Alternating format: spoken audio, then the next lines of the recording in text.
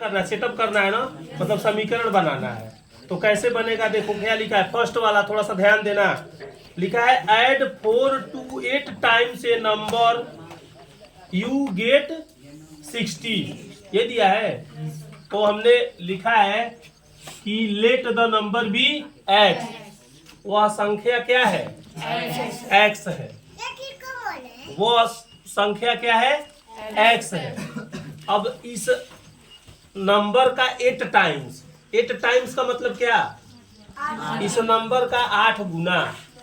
किसी भी नंबर का हम जब 2 टाइम्स निकालते हैं, 3 टाइम्स निकालते हैं, 4 टाइम्स निकालते हैं, तो उस नंबर में उस डिजिट से क्या करते हैं, मल्टीप्लाई करते हैं। तो कितना टाइम्स का है 8 टाइम्स ना, तो 8 से हम क्या कर दिए, मल्टीप्लाई कर दिए। कह रहा है 8 टाइम्स ए नंबर, तो 8 से मल्टीप्लाई कर दिए। और उसके बाद कह रहा है ऐड 4, कितना ऐड करना है, ऐड मतलब आप लोगों को जानकारी है प्लस 4 ऐड करना है।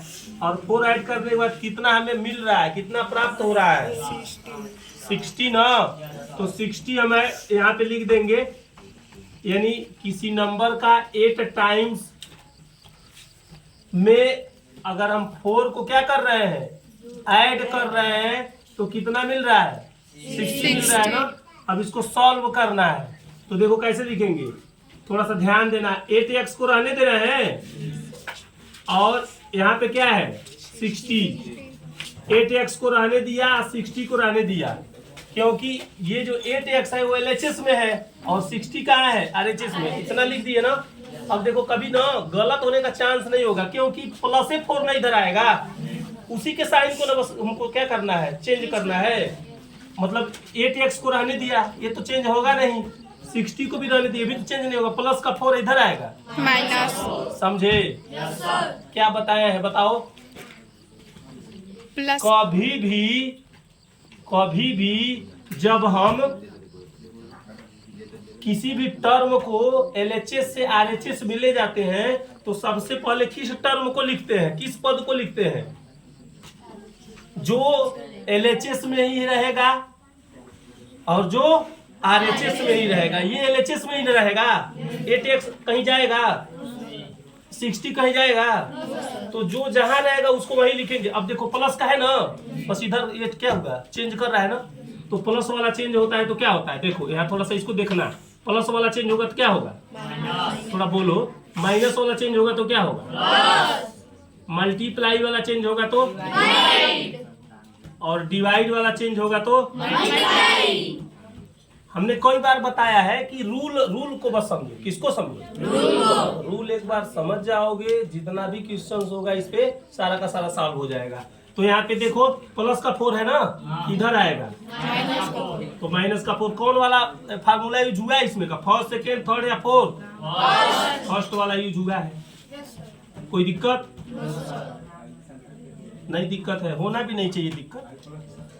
अब यहाँ पे देखो क्या है, एक चीज और, यहाँ क्या है 8x में 4 को ऐड करना है, ऐड हो जाएगा, क्योंकि आपको पता है एक जो टर्म है, एक पद जो है वो क्या है, वेरिएबल है और एक कांस्टेंट है। ये वेरिएबल है और ये कांस्टेंट है, और वेरिएबल और कांस्टेंट जो पद होते हैं उनका एडिशन नहीं होता है। एक बार और कहते हैं कि चर और अचर संख्याएं आपस में जुटती नहीं है। कांस्टेंट मतलब और वेरिएबल मतलब। तो यहाँ से अब हमारा जब इसमें इसका एडिशन नहीं हुआ है, तब हम 4 को क्या किए हैं, LHS से किधर ले गए, मूव किए हैं RHS की तरफ। तो इसमें से इसको सब्ट्रैक्ट करेंगे, क्या बचेगा 56 बचेगा ना, और यहाँ हमारा हो जाएगा 8 और x होगा। अब एक चीज आप बताइए, 8 का संबंध x से किस साइन के साथ है, मल्टीप्लाई के साथ है ना। तो यहाँ मल्टीप्लाई लिखा नहीं गया है, कारण क्या है,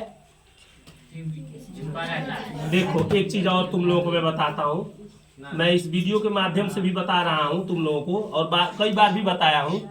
चीजें होती ये है, देख रहे हो कि यहाँ पे देखो 8 है ना, यहाँ मल्टीप्लाई है और x एक ऐसी संख्या है जिसके आगे क्या छुपा रहता है 1 न। अगर यहाँ मल्टीप्लाई हम लिख दिए और मल्टीप्लाई करो 8 1 जा, तो इसलिए यहाँ मल्टीप्लाई न लिख के हम केवल हम क्या लिख देते हैं 8 लिख देते हैं और x लिख देते हैं। यहाँ मल्टीप्लाई लिखने का मतलब आपने x के जो साथ 1 है उसके साथ मल्टीप्लाई किया 8 1 जा, तो इसलिए यहाँ मल्टीप्लाई लिखिए न लिखिए, मान में कोई परिवर्तन नहीं होता। बातें समझ में आ गई। अब इसके बाद क्या होता है, तो मल्टीप्लाई का साइन है, आपको मैंने बताया भी था, इसके पहले मैंने लिखा था कि मल्टीप्लाई वाला जब बराबर के इधर आता है इक्वल के इधर आता है क्या होता है डिवाइड होता है। खूब अच्छे से समझ लीजिएगा, कहीं कोई डाउट मैं नहीं छोड़ा हूँ, ठीक है। तो अब देखो मल्टीप्लाई यहाँ है, तो जब इधर आएगा तो क्या होगा क्या होगा 56 रहने देंगे। अब ये मल्टीप्लाई में इधर आएगा डिवाइड होगा, तो डिवाइड होगा तो क्या होगा 8। अब 8 से हम कट करेंगे कितनी बार में 7 बार में। अब x इक्वल टू हमारा क्या आ गया, यही क्या है